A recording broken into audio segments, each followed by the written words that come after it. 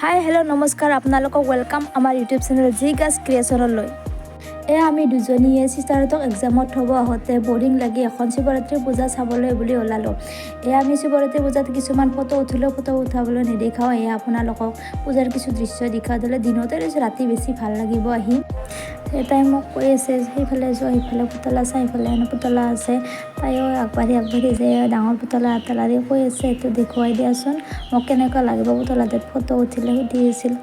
তাই আৰু কৈ আছে সেইফালেও দেখুৱাই দিয়া, মানে আমি চেনেলটো প্ৰথম খুলিছোঁ নহয়, এইটো প্ৰথম ভিডিঅ'তে কিছু ভুলো হ'ব পাৰে, সেইকাৰণে তাই দেখুৱাই কৈ থাকে এইবাৰ ইফালে দেখুৱা, এইবাৰ ইফালে দেখুৱাম। ময়ো সেনেকৈ দেখুৱাই আছোঁ।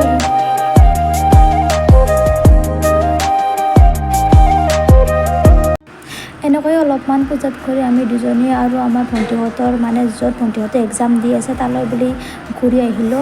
আৰু আপোনালোকক বহুত ধন্যবাদ আমাৰ ভিডিঅ'টি শেষলৈকে চোৱাৰ বাবে। Bye bye.